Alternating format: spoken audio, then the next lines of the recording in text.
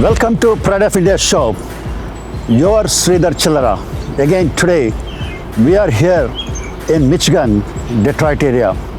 Such a beautiful home. You are looking at the home, but today's show is not to showcase the home. It is a true Pride of India story.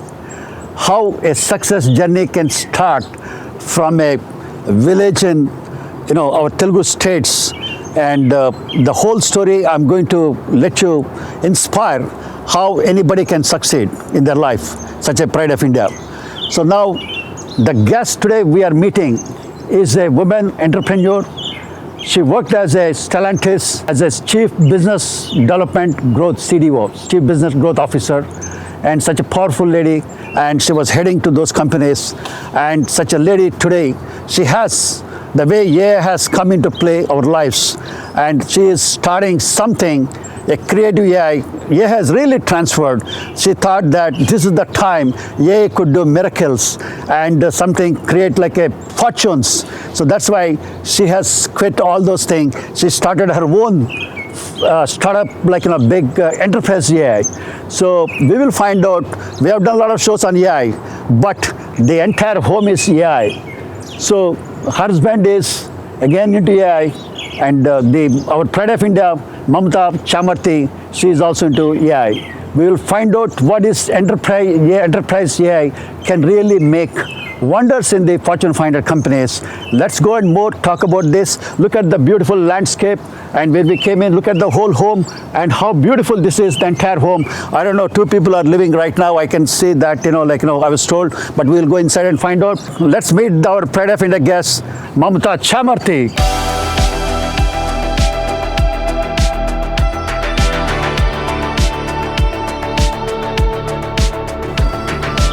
Hello, Andy. Namaste. Namaste. Mamatha garu. Yeah. So nice to see you at your home. Yeah, thank you, Andy. Thank you. Welcome to our home. Thank you so much.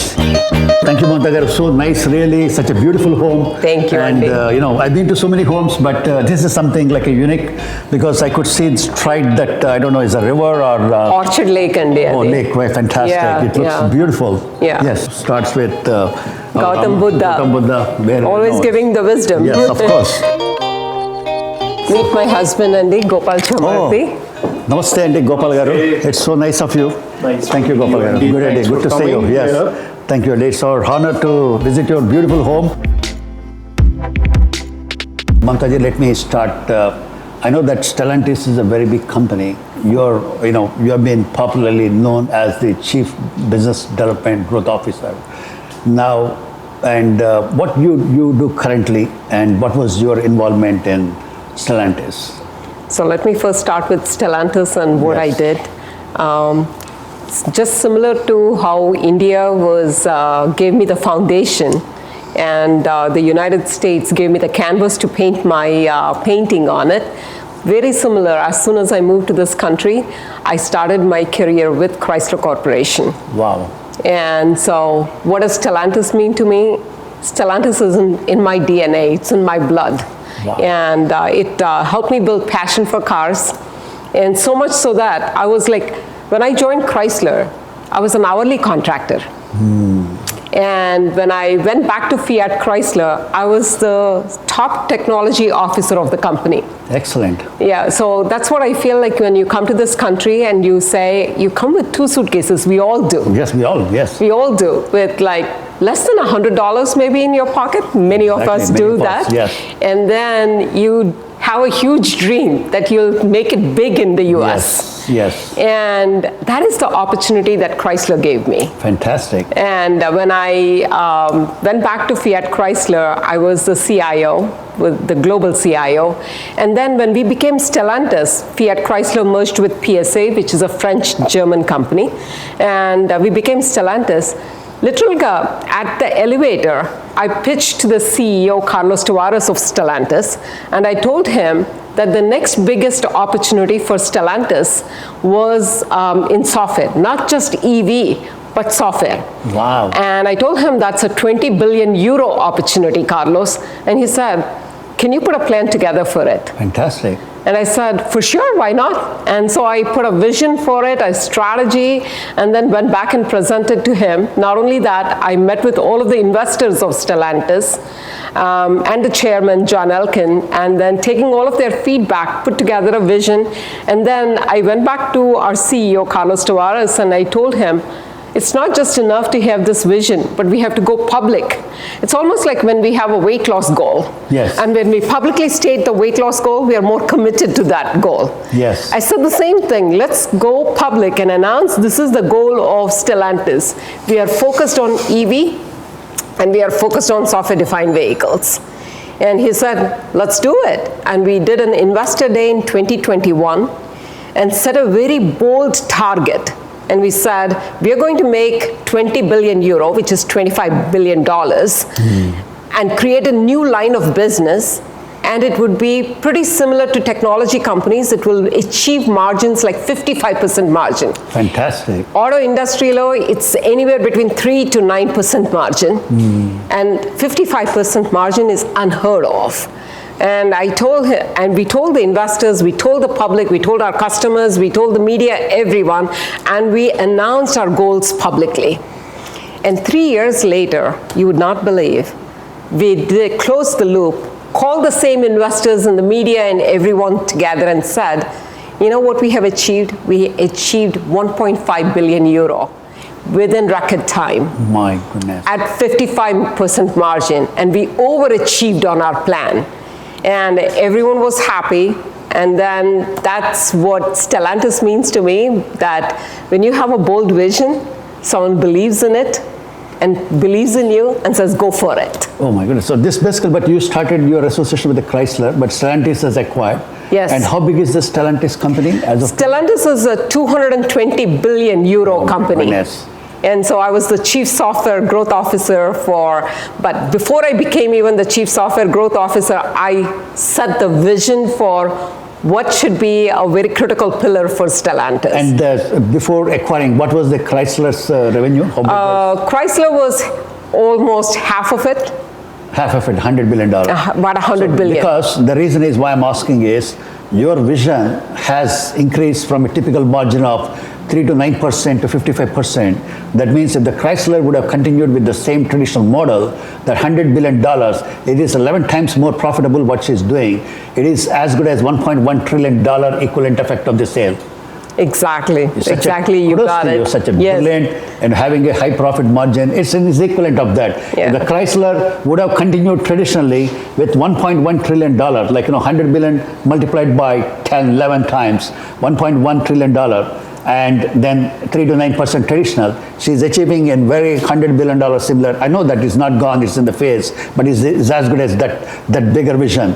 So kudos to you. I mean, this is something. Thank you, Andy. Thank you so much. Now, we're talking about the AI. People are really worried about AI job fairs. Now look at that creation, what is happening, and it is created a lot of profitability to a company. A small AI pitch could lead to 55% of the profitability. Exactly. Now, before I go into that thing, because so far we are concerned only about chat GPT or LLMs or agentic AI or general AI or all this terminology, but this is the first time we are trying to hit the real chief business growth officer for enterprise AI. So what is enterprise AI actually? So most people think of AI as another technology or as another tool. Yes, it is a technology, it's another tool, but I think the way we need to look at AI, the last time we as humanity looked at enterprise was in the last industrial revolution. Most of our business processes, most of our products, the thinking around it emerged during the last industrial revolution, whether it's the car, whether it's the printing press, and it goes on, right? And now with AI, we have an opportunity as a humanity to reimagine everything about our business from the enterprise world. And if someone out there is so scared of AI, this is one thing that I would advise to everyone. My advice is, if you're really scared, jump in and learn, because I don't think anyone is ahead of you. Everyone is in this together and everyone is trying to figure out and learn. So AI will not replace humans, but AI will replace humans that have not embraced AI. Yes, beautifully said. Yeah. Now, before you were saying that, your company has adopted more with focus. I know that EV, everybody is saying. Now people are talking about AI. Now you said that software involved in that, and that could lead into more profitability. So the vehicles are of automobile sector for a common consumer. Like earlier I was buying a car and I had some fancy gadget like navigation. We got tempted. Now people are talking about like EV cars where we could save a lot of money, like Tesla. So many, everybody is getting into that because that's heading to the future. But now with your AI adoption, what consumer extra is going to see that in near future? If your plan of pitching, what is going to be mean for a consumer? I think it starts with the fundamentals. Fundamentally, when we get into a car, we have that trust. This car will take us safely from point A to point B. Yes. Now with an AI-defined or a software-defined vehicle, when you, God forbid, no one gets into an accident, but imagine you get into an accident and you're not in a position to call a first responder, but the car senses that you got into an accident. It can call a first responder for you, and that first responder can be there in seconds, if not minutes, in front of you and trying to help you. And whenever you get into an accident, the seconds matter. And so I think having that kind of a capability in a car, and that is where we started thinking about what is the fundamental trust that consumers have. And then on top of it, we added, before we even go into the addition, do you know that 1.2 million people die in car crashes every year across the world? And imagine the impact to the GDP of the nations of 1.2 million people passing away in car crashes. And it's just a foundational responsibility of the automotive industry to save those 1.2 million people. Wow. And so connected vehicles and software-defined vehicles fundamentally first starts with safety and then gets into convenience. So I am sitting here, it's sweltering hot, or it could be 9 inches of snow outside, and my car connects to my schedule, and it knows I'm going to get on the road, and it knows that there is 9 inches of snow outside. It started my car, and it has put my car in an all-wheel drive mode, so that when I get into the car, I don't have to fumble while listening to the radio, while focusing on the road. I don't have to fumble anymore, but the car knows the conditions on the road.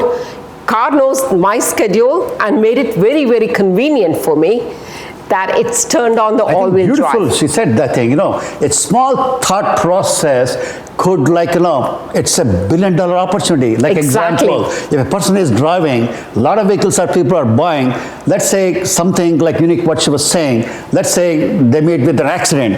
Earlier what happened, you used to see is a lot of people, they have a tendency, maybe he's drunk or he is some drug addicted, a lot of people, they just keep passing. They don't even know unless they see physical damage to the car. Exactly. So now, and sometimes it could be anything. So with your AI, process, and it could trigger to send a message to the law enforcement police, Exactly. and one message to the ambulance, and one message to the the highway vehicle authority, the management, and one message goes to its family members that call list, and one message goes to the GPS signals are saying that the way the people say the police had waves and other thing, it could saying that there's an accident, go slow, because the persons could be stopping the car, we don't know where is that. Even something damage control to waves and third-party APIs, it could even reflect saying that that's something. This is something very, very important. As you rightly said, it could save 1.2 million people who are dying. You are saving the lives. Exactly. Not only that, if that trust is built, obviously the sale will go up. Exactly. That's how you are doing it. Fantastic. And the most advanced use case for AI is autonomous vehicle. Because there are 1.2 million people that are dying, and there are so many other crashes are involved where people are getting impacted physically because of a car crash. So autonomous vehicles the whole concept started on how do we increase the safety of the car. Wow. If more than 96% of these crashes are happening because of a driver error, because of a mistake from a driver, can we augment the intelligence of the driver with software in the car, with AI in the car, connecting to the road conditions, connecting to the infrastructure, connecting to the other cars too? And then can we help this driver? So whenever you're driving and you get, hey, we notice that you're not holding the steering wheel, you need to take some rest, you need to heed the advice of the car, because it knows that the touch that you have, it's noticing your iris movement, it's noticing everything and telling you. That is level 2 of ADAS technology. Wow. And so all the way to level 4 and level 5. Do you know, even in advanced countries like the United States, there are so many physically and mentally challenged people that don't have accessibility to transportation. Imagine those people, if they have to go to a hospital to get some fundamental care, if there is an autonomous vehicle coming and picking them up and taking them to the hospital for their care, then now you're opening up, you're democratizing mobility for everyone, not just fully abled person getting into a car and driving themselves, but even physically unabled or mentally disabled folks to be able to get into a car and go safely. Not only that business is one side, and helping the community, helping the people, and even like, one message could even trigger to, when the ambulance, at the same time, it could even check quickly their insurance or nearby hospital, and so that, that hospital, the beds can be arranged in advance when the person goes, the paperwork and everything is ready. Exactly. That is the digital public infrastructure. Exactly. Like supposing, if I am a person, if I change my address, why do I have to go to my voter registration? Why do I have to go to my vehicle registration? Why do I have to go to my property records change? Why do I have to miss my mail? At one place, centralized, everything is automatically changed. That's what you are doing. Brilliant idea. You hit the nail on the head. Yes. I think the next wave of innovation. Give me the job. Yes. The next wave of innovation is not going to happen within an industry. Yes. It is going to happen at the intersection of multiple industries. Exactly. What you talked about is auto interacting with healthcare, with hospital systems, interacting with traffic systems, interacting with everything. Because the reason is, even if your AI saves that person, sends a message, if the office bed is not available, then what's the point then? If supposing if the office is full of beds and not busy, then triggers to the next hospital where it is empty, send them, patient, it's all connected. Exactly. Your AI software. Exactly. Fantastic. Exactly. I think we should be getting a Nobel Prize for this. Thank you for saying that. Something is like this, saving the lives. What else you need? That's what we want. This world should be saving the lives. It's a business. That's something that I would always at Stellantis start my message with that. We wake up every morning to come to work to save lives. Fantastic. Wow, my goodness. So that is what software is all about. It's not just about making money. Profitability is great, but saving lives is God's blessings to us. What she was saying, there's a big vacuum is there. Guys, please come and steal this idea. Let's be the kings in your own world. Enterprise. We want to create more enterprise AIs. So, yours is automobile, and sometimes it could be property records. Sometimes it could be, consumer. We never know. Absolutely, and, absolutely. Like example, somebody calls 911 and, suppose ambulance. Then there should be a system. The call of the 911 should not only go to the ambulance, and it should also alert the nearby hospitals. Bed is ready, everything. That saves lives. Everywhere there is a friction point in our daily life is an opportunity to use AI. Yes. Everywhere there's a friction. That's why, taxis, right? Uber, the reason why it disrupted, because people were tired of, how do I get a taxi?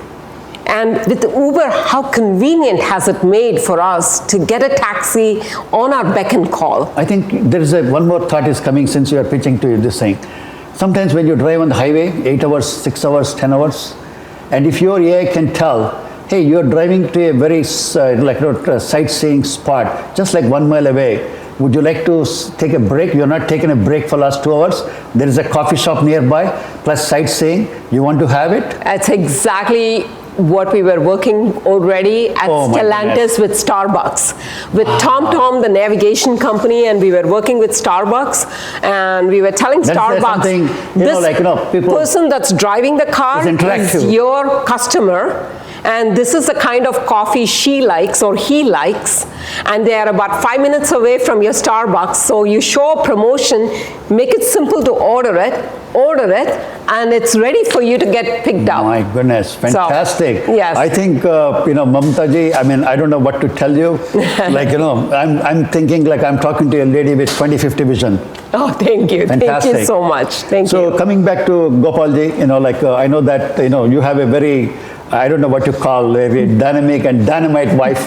So, you have to be very careful now. So I'm sure that you are a super dynamic, otherwise you would have convinced her. And let me ask you how you both got connected.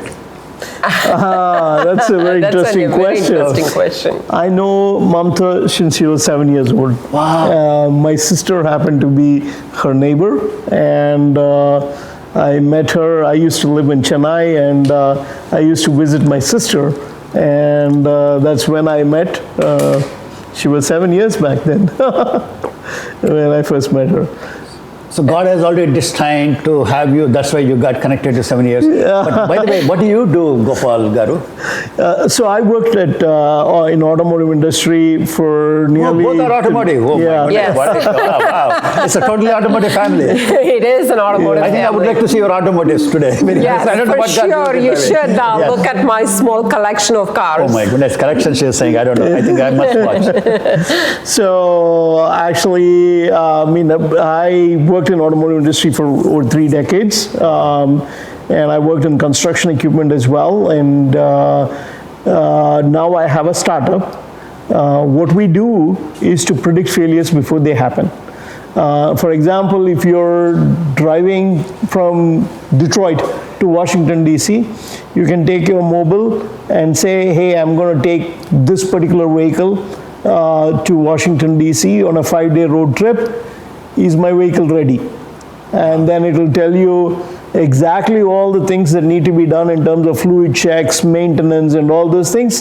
It will tell you if there are any already issues with the vehicle.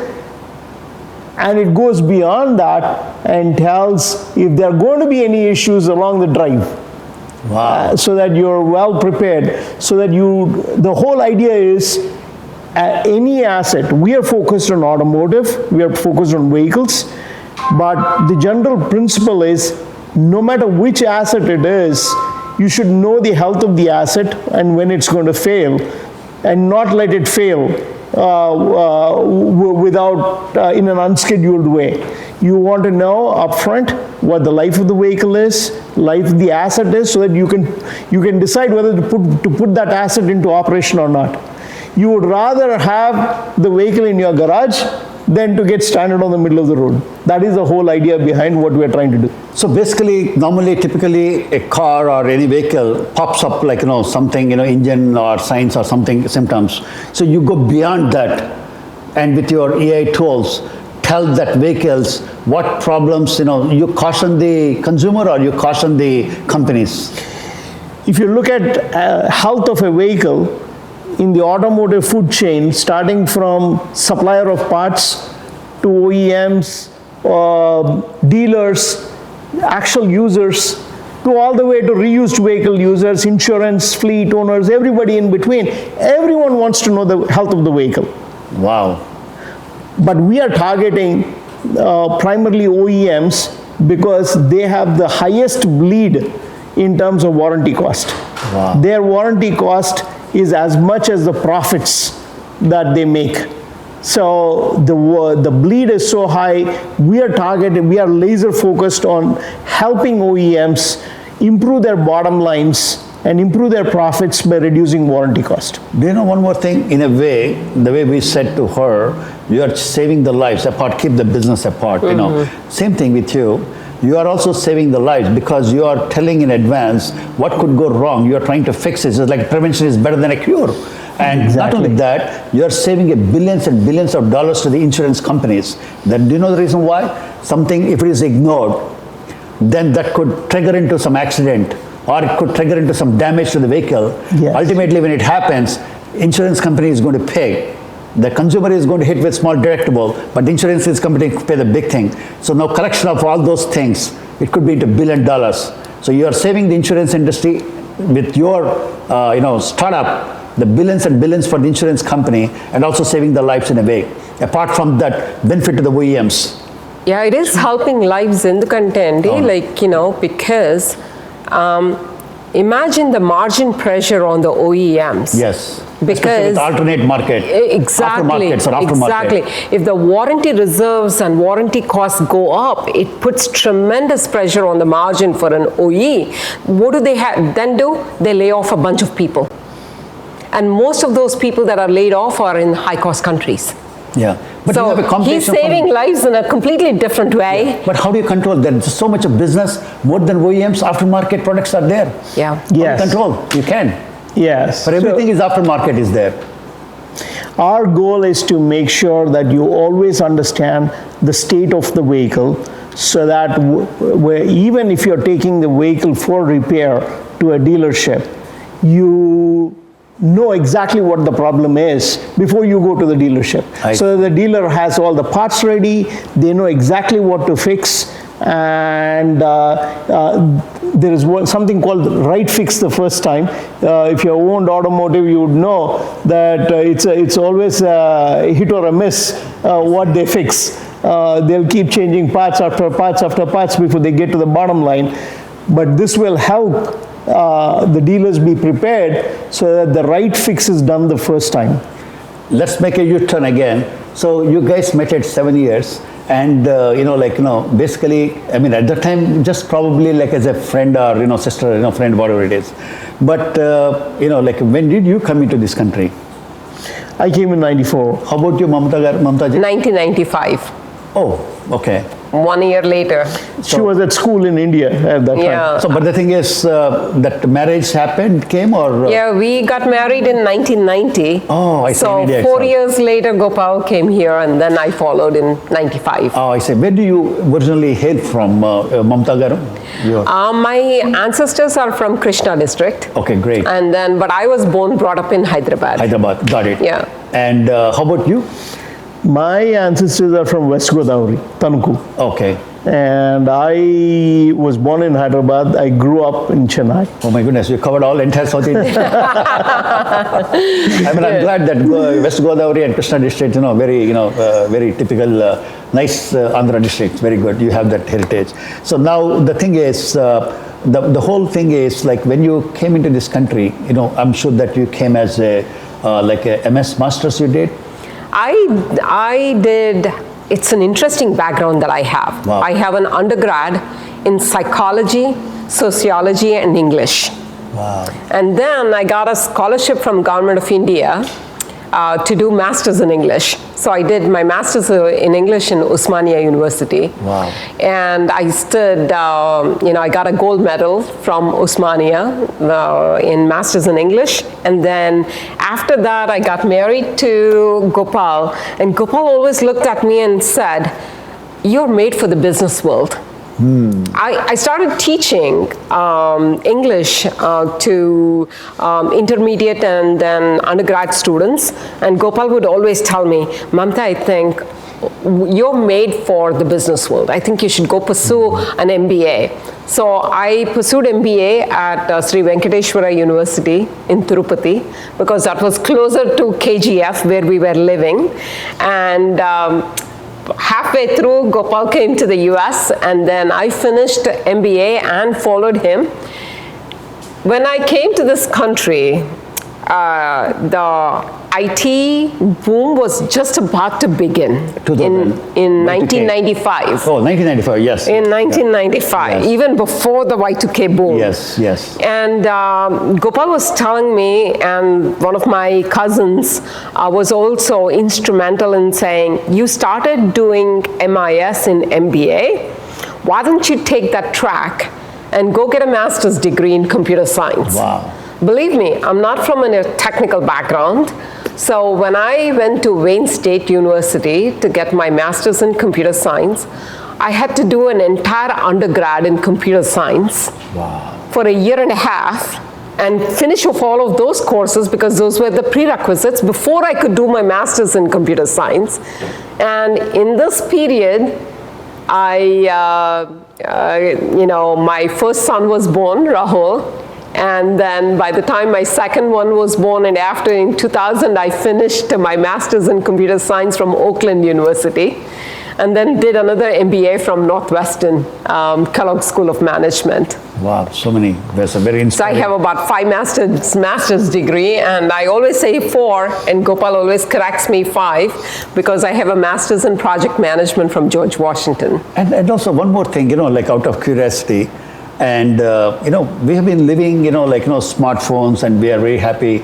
All of a sudden, that 2 years, I think, ChatGPT and so many Gemini and Claude, so many things have come up all of a sudden, and people are started again, yeah. And one side it says, oh, AI is going to replace everything, and then AI is going to be doing that. And as you said, that small pitch of AI in the enterprise version could turn into 55% of the profitability.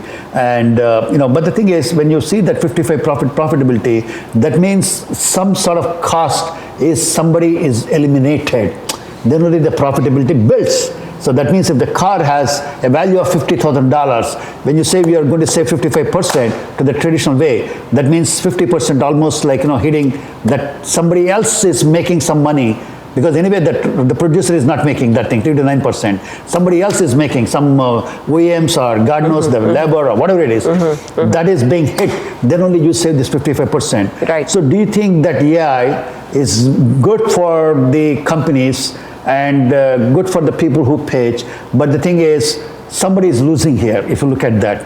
See, end of the day is the cost of the vehicle is going to be the same. You're adding extra features to increase the sale. But the thing is, who is getting hit with that money? I think for 120 or so years, in the automotive industry, we have been perfecting the mechanical part.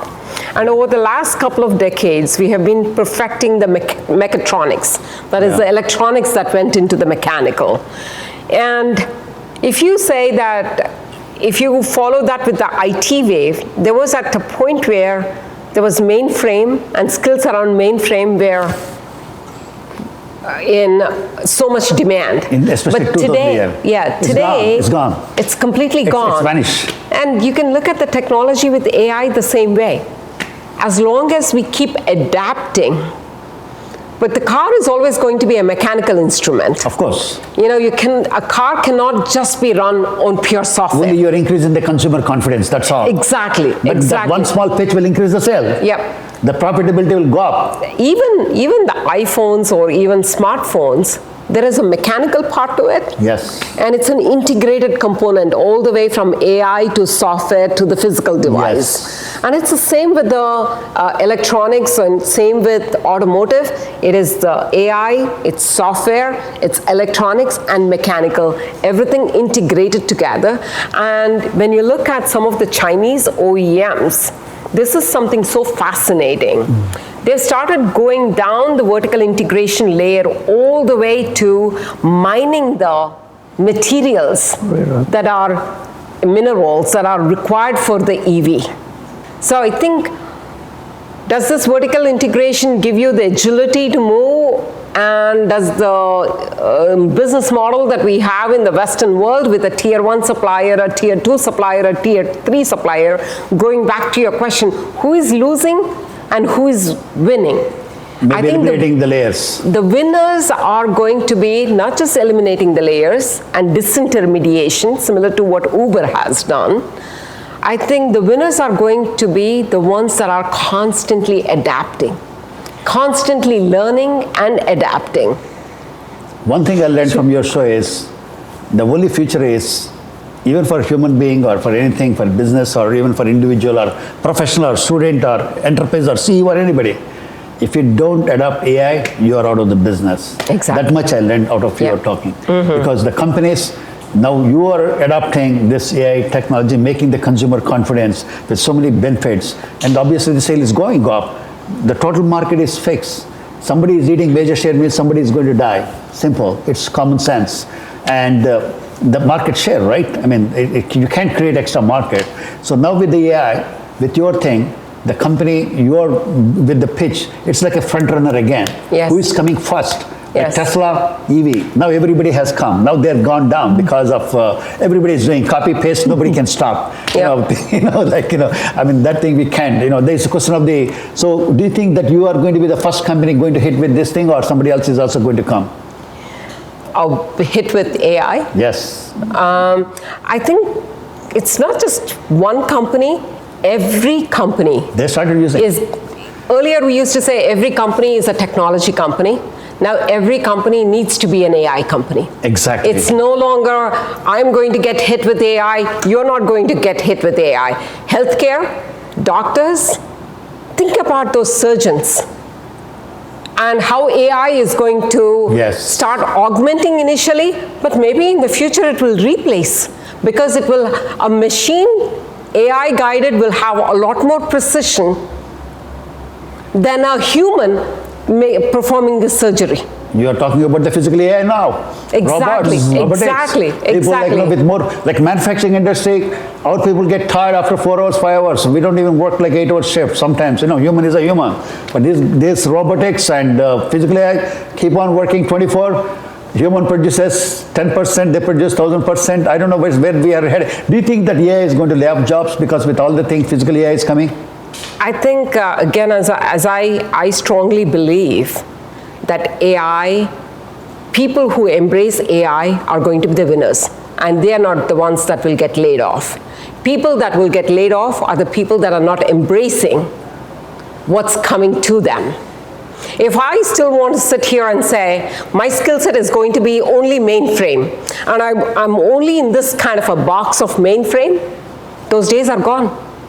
And with AI too, you have to think in the same way, whether you're a doctor, a lawyer, or an accountant. But there's a big difference here. I mean, I'm just thinking. Yes, there is a huge difference. So the thing is, mainframes is gone because better thing has come. Yes. So 100 people are working here. They migrate to new technology. All 100 people are, benefited. Not 100 people. 50 people migrated because the productivity with client server has increased from 50 people now to AI. But the people still jobs are same. But here, what is happening in AI is you are doing with 100 people. Now cloud has come, coding has come, so many things have come, AI has come, in the factory, robots are working, and the coding is done, AI is so many things. So my fear is, if 100 people are working with this technology of AI, maybe 5 people are required. But new opportunities will always get created. Exactly. Yes. I think it's not just looking at the same old opportunities, but there could be so many. AI companies like OpenAI did not even exist 10 years ago. Yes. Today they are trillion-dollar companies. My goodness, unbelievable. Look at SpaceX. Yes. SpaceX, nobody even thought about that as an opportunity. Yes. 10, 15 years ago. Made a first trillionaire in the world. Made the first trillionaire in the world. So new opportunities will always keep getting created. But I fear that only 1 or 2 are getting benefited. That is somewhere is hitting the common people somewhere. Because I believe in total is constant always. When you feel something is gaining, something is losing without knowing. So I believe that if a guy is making a trillionaire, that means somewhere something hit is happening somewhere. I was actually talking to a couple of young kids, 23-year-old and 25-year-old, that have raised, of Indian origin, that have raised $10 million with Greylock. Now they have created a cybersecurity company to manage agents, the agentic AI. Wow. So that's a new opportunity. So I think the opportunities may not be always in the older way that we are thinking of, and that's why we are thinking layoffs there. But if you keep moving forward and embracing this technology and thinking, what are the new opportunities that I can create? I know that you are about to say something. No. You are showing this. That is what is called circular economy. You will always, as you rightly said, the net is constant. Yes, I believe in that. The net is constant. If I feel that I'm gaining wealth, I'm losing my health somewhere. It depends. You work very hard, you make money, then immediately you lose your health, and you are away from your children. Without knowing, you lose something. People don't realize that. I think God is always great, and He always creates constant. So everybody is equal for them. So some people unknowingly, if they make a big wealth, they don't know they have lost so many things. So in terms of AI, is it always going to be taking away jobs? Is it always a net loss to humanity? I would not think so, because as you said, it's a circular economy. At the end of the day, somebody loses, somebody gains. For example, you can have AI help you improve the margins of automotive companies by having less number of failures. Okay, now somebody is going to be hit, the guy who is technician will not have to repair so many times, but somebody is gaining because the customer does not have to run to the dealership so many times.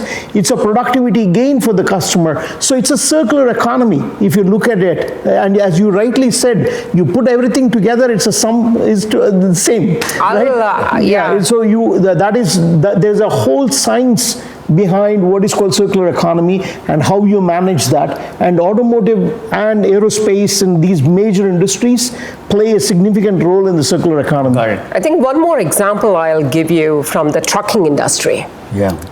As people get more and more educated, they do not want to be truck drivers. Yeah. Because it's a very hard job. Being on the road for days on end, being away from families. It's not that easy. So it's become a huge problem in Western Europe and also in the United States. And now you think about autonomous trucks, solves for the problem of having truck drivers. So there is there is a new need that's emerging that technology is able to address. But the thing is, you're replacing like so many drivers, which are livelihood with that. But those are the drivers that are saying that I do not want to. But where do they go? Just out of curiosity, if Tesla, these guys are replacing the drivers, Uber has already replaced a lot of drivers' business. They killed so many entrepreneurs. They made Uber company so much rich because of the abrupt, technologies startup, and they eliminated. Similarly, if the trucks company, if it's 10,000 people or 20,000 people, truck drivers eliminated, where do they go? That's a great question. Necessity is always the mother of invention. But at the same time, you create a necessity, you create a survival, and humanity always adapts to that. Or is it going to go in a wrong direction? The people will have no jobs. Physically has come. Manufacturing industry is replaced by robots.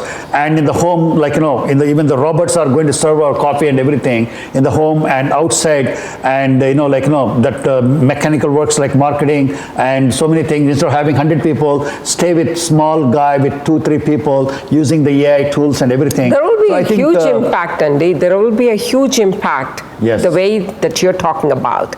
But I think AI, at least in its current version, cannot completely replace a human being. Okay. Cannot replace the emotional, the cultural context. Maybe the AI will say, these are the top 5 things that you need to do at Stellantis. But AI does not know the cultural context of implementing those 5 things. How many lives will be impacted? What are the political ramifications of doing these 5 things? It will get there maybe eventually, but it cannot be a complete replacement for a human being. But I know, as you rightly said, Gopalgar and you, it always creates extra opportunities, like prompt engineers. You need to know, it's like this. I think the real success is, I think the smart thing is the people who can, how to use best manner the AI. They are the winners, in my opinion. That is so true. That is so true, Andy. I think the next wave of innovation is not just going to come from Silicon Valley. And that is exactly why I have created my startup. It's in stealth mode. It's called Lumiom.ai. The next wave of innovation is going to happen in the heartland of America. The same heartland of America that has given birth to the assembly line and that has given birth to the auto industry at scale is where the next wave of innovation is going to happen. Very good. Going back to your robotic AI in the manufacturing, and look at how many jobs we have lost by outsourcing manufacturing to best cost countries like China or Eastern Europe. Now, with AI, we as the United States have the opportunity to bring manufacturing back.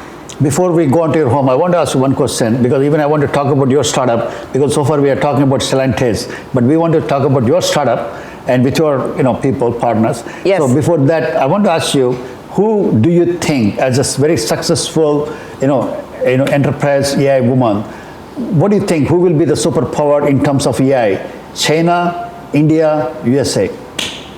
That's a very difficult question to answer. I think there is a place India for... has a brain, because so there far is a place, I would say there is a place for everyone. Beautiful. There is a place for everyone. The opportunity is so humongous that there is a place for everyone. And there is not one country that will lose or one country that will win. I think the more and more what we will see is that we as global economy have to increase the collaboration that happens between India, the United States, and China. Wow, it's a beautiful, this is the formal dining area, I guess. Yes, it's a formal dining area, but it's also converted into my office. Hey, how are you? And by the way, this is Cara Grasso. Oh, hi, Kara. Nice meeting And, you. Nice to meet you. Oh, good. Kara and I have founded this company called Lumium.ai. Oh, Lumium. Yes, Wow. and we, after many years, both of us in the auto industry, Fantastic. we said now we need to help this industry and many other companies in the industrial sector in the heartland of America transform. Kara, do you want to talk more about our So what is startup? I'd Lumium love Home? to. How did the name Oh come my up? gosh. Such a beautiful name. Lumium means light, right? Yes. And Om, the center of everything. So Lumium. Mamatha's vision is huge, and I'm completely on board because my background and experience shows that we need a product exactly like Lumium is creating. So if you'd like it, I'll tell you about it. Yes, please. Okay, so we are building a platform. Our platform runs in the background of every industrialized manufacturing company that wants to transform and reimagine the way that they work in the era of AI. And so what we do is we allow for that organization to see their AI readiness or transformation score as it relates to like a credit score. Yes. So if an industrialized manufacturing company in the heartland of America has a score of about 500 out of 850, for example, how do they work to try to improve the way that their systems are modernizing to that kind of ultimate elite tier? And the Lumium platform combines their financial, commercial, operational information. It allows us to look at a unified intelligence view and then create strategic priorities to increase that score. So our platform is very tactical, and it's connected to boards and C-suite decision makers that need to see everything comprehensively, rather than coming in the morning and walking office to office to office to understand what decisions are awaiting them, what kind of intelligence needs to be combined to try to make some good strategic decisions. The Lumium platform does all of that in a continuous intelligence way. So it's very transformative. We have met with, gosh, I'd say over 50 prospective customers we've pitched to.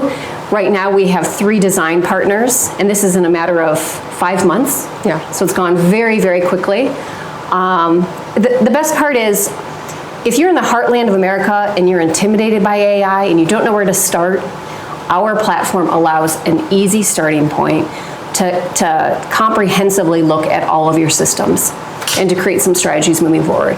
So like a FICO score, like it decides to whom they should sell the home. Everything is life is dependent on that. To buy a car, you need a FICO score. Yes. Expedia, so many things So think of it this way. So many things. Yes. If a company wants to invest in that company, Yes. or a PE, let's say it's under private equity, certainly they need to understand the financial health of that company. And that's really, to your point, that's what the score is So you are building a indicating. platform, you come with a score, how healthy is your company as a CXO person, they That's look right. at the dashboard, how do I improve my this thing? But right. who is going to be really trusting your scores, because you need to be connected with their investors, or you need to be convincing them Yes. you are the right people, this score is really important. Yes. And how do you make it them to the investor starts? That's a great question. Yeah, banks or whatever it is. Yep, that's a great question. So we have a portion of our platform that's called the explainability board. So from an explainability perspective, it's our job to ensure the information they're seeing is credible, right? And where the information is coming from, and then how the strategic priorities are driven as a result of that information. So we do show the organization how we've come to that type of suggestion. And then the organization takes those suggestions and implements, number one, what they have a budget for, and where we can align with partner companies to help them achieve their goals.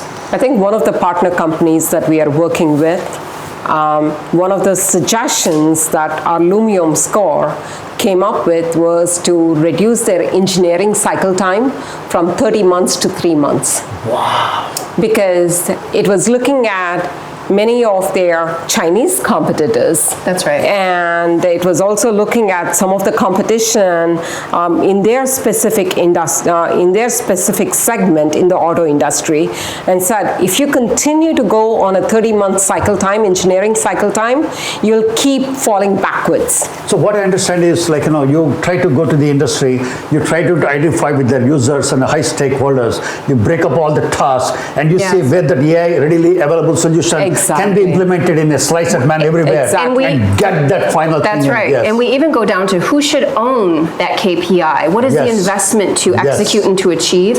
And then what is the timeline? So some of these strategic initiatives can be 2-year projects, but they very clearly connect to the P&L. And that's one of the things that Mamatha and I have seen from our customers, is that they don't know how to connect AI spend or transformation spend to the actual P&L, so that it can be a very tangible solution. Fantastic. Great to know that thing. Yeah. So this is the platform that would run in the background of an industrialized manufacturing company in the heartland of America. So it starts with a score like this and some summary points as to how the score can be improved. We also continually say, what is the risk of not improving? If the C-suite leaders can understand the risk, they may prioritize differently. We also have a peer benchmark. The peer benchmark is really important to most of our customers. By the way, this is agnostic. This is not automotive focused, yet Mamatha and I have deep relationships in automotive, so obviously that's a good starting point for us. But real quickly, we go through the financial performance, operational performance, and commercial performance in order to justify that score and all the details of that score. So it's a really intricate way of helping a company transform as quickly as possible. Fantastic. Then it also has agents. The CEO has a CEO AI agent for CEO AI agent. CFO has a CFO agent. And typically the leadership only meets once a week, maybe once a month. But these agents are meeting with this intelligence almost on a continuous basis and advising the CEO what decisions and actions they should be making today. Wow. Instead of waiting for someone to present to him or we her used to the have information. some secretaries now. They will have their own agentic person AI, and this person will give me. That's so since this gone behind our head, so the CXO agent will talk to CFO guy. That's CFO will be talking. Exactly. Oh my goodness. Exactly. What we are living in. Oh my goodness. So impressed. Very Huge good. efficiencies. So everywhere AI. Oh my God. Yes. So it's like no human to human, because that AI intelligence has gone the way ahead. So if I can understand your AI, I have to have my own AI. Hey, my AI, please tell them, it's the same thing is happening. You send me message, I just chat GPT, put reply, within a second, I send to counter, That's right. It's like oh my goodness, I think, Going back to your pothole example, right? Yes. It increases accountability in the organization. Wow. It increases said just like that, explainability, right? I just said very Now, every employee can go to this platform and see why they're doing what they're doing. Yeah. Wow. When they have that kind of a vision to what's happening, then they can say, oh, this is why I need to learn new skills now, because these are the priorities of the company. Right. So it's a matter of like, who has the better agentic AI, that's all. Exactly. And not only that, hey, how my score is improved. If my company has got 710, how do I compete with other guy with 850? That's right. That's where your company is coming to make it 850 happen. That's right. Exactly. As quickly That's and the efficiently business. as possible. That's the business. So you are creating a competition, you are creating a score, you are creating like, how to improve the score. That's right. Making billions. Yep. Yeah. Exactly. Next score from 700 to 850, 150, Right. $150 billion. It can help a company exist. We have read from McKinsey, 74% of C-suite leaders think their company will cease to exist beyond 2030 unless they transform. So we are helping accelerate that transformation. And imagine the number of lives, talking about layoffs, that would be impacted if 74% of companies in the heartland of America don't exist. That's right. And what that does to our GDP. Exactly. Right. So this is fundamentally important to the United States. Look at, guys, look at yours. These two standing left and right, I'm telling you, you never know, and the way, Elon Musk has become a trillionaire, the way both are going in the direction, this startup.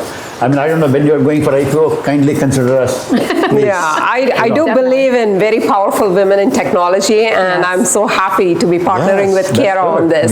Yeah. Not only that, Same. you're qualified for a lot of HA, so many advantages, and That's right. to open the gates. We are. Government has created a lot of opportunities, pushing us behind and making you friend. Maybe we work for you. It's never Maybe. Yes. Take the opportunity, take that shortcuts, take the AI. It's nowadays how much hard, I take, a lot of things. It's a matter of I think different, think out of the box, and use AI, be had friend. That's what it is. You are a true testament of that. That's right. I think if there is an investor out there in your audience, we would love for them to invest in our company. Absolutely. In fact, I'm doing a show with the Startup Synergy with Sridhar, and I'm coming with very soon the Startup Synergy. And this startup, I'm going to pitch to the investors. Thank I'm you. going global, and this is the future. A lot of startups are coming, and we will be doing it definitely. That Thank you. That's Thank great. you so Thank you much. so much. Yeah, sure. It's my pleasure. I really Thank you, appreciate Kiera. it. Thank you Thank so you.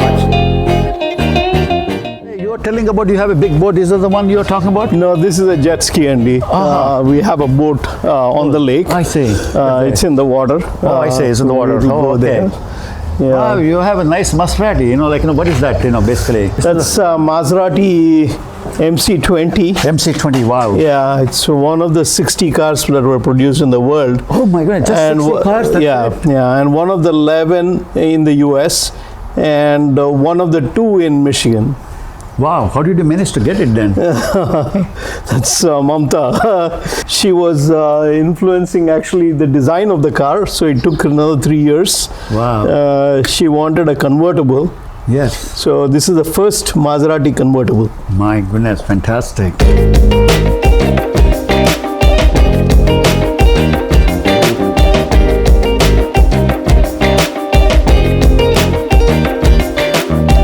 Wow, nice tunnel, we are going under a tunnel now.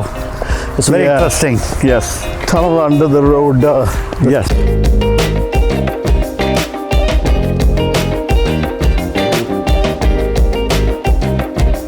What is such a beautiful thing, I mean, you go every time, Yeah, pretty much through the summer we are in the water. Definitely during weekends we are pretty much in the I water. say, Yeah. how much time you spend? I think we spend at least on an average about 4 or 5 hours a 4 or week. 5 hours. A You week. take food and everything. Oh, my yeah. goodness. Yeah, but on weekends we have parties, I see. and sometimes we make dosa in as this? well. Yeah. How many people can come in this? This can hold 14. 14 people. Yeah. Wow, very good. Yeah. It's yes, we are talking about their entire home. Both him and his wife, both are testament to what the best enterprise AI can do to the world. They're in that line. I'm so honored that I have an opportunity of interviewing them. So proud of you, sir. Thank you, So proud of you. thank you so Gopal. much for So making much time, happy. Very and, good. Yes. Thank It's you. a pleasure hosting you. Thank you. And Yes. your crew. We'll meet again one more time. Yeah, So very soon. absolutely. Yeah, we'll have thanks, this Andy. boat also more Yeah, time. absolutely. With 4 or 5 hours. Yeah, sure. Thank sure. you. We have covered about life story and as well as the inspirational journey of our growth within the America. came with $100, and today she held like $25 billion US, the benefit to the companies, and having, with all the wisdom, she's starting her own startup of Lumium, and such a very powerful company, the startup, we have seen it, and such a kudos to you. Thank you, Andy. From from our viewers and Mamatha TV and TV5, all the viewers, and we want you to wish you the best, and we want to come and see you as for a success story of yours, like very soon. Thank you, Vachcha. Namaste. Namaste, and Andy. Kindly thanks for giving us the opportunity to feature you on our Pride of India show. Thank you, Andy. Thank you so Mamatha Garu, much. and also conveys to Gopal Garu for such a wonderful thing. Absolutely, Andy. And thank you so much to Mamatha TV. And hopefully there's someone out there that is getting inspired by all of the great things that you're doing for the community. Yes. And keep doing the great job. Keep you. Interviewing many more such folks. Yes. So that, people can get inspired. Yes. And are not afraid and are courageous and bold to do things like what I am doing, what you're doing. Yes. There's so many ways to succeed and thrive in life. Yes. And thanks for showing that path to many people. But one thing is there, my job, AI cannot do it because the human touch. I don't think any robotic AI can replace me. So I'm going to be surviving. You're safe for now. Safe now, but I don't know. No. There is my son too, actually. Oh, wow. Please come. So I'll say hello to him. So what is his name? His name is Rahul. Rahul. Please, Rahul, please come. Yeah. We want your time for it. Rahul and he's my older son, and he's my lucky charm. Wow. The first role that I landed at Chrysler Corporation was with him on my lap. Fantastic. Wow. So congratulations. I always say that. Very good. Nice meeting. Thank you. And he's also looking at a career in the auto industry, so I'm very, very, the very whole home happy is about it. Yes, automobile. Yeah, Fantastic. exactly. What do you do, Rahul? What's I'm a data scientist. fantastic? Yeah. See? Yeah, with Accenture. Yeah. Excellent, very good. So proud of you. Thank you. And so your mother, we have interviewed as a Pride of India. Most successful, of course, Gopalji also, he's Pride of India as a part of the family. So how pride, you feel like, by looking at them? I mean, me and my brother are always super proud. I mean, especially with everything that they've accomplished, Fantastic. It's really amazing. So we always take a lot of pride in it. Good. Yeah. Good, Rahul.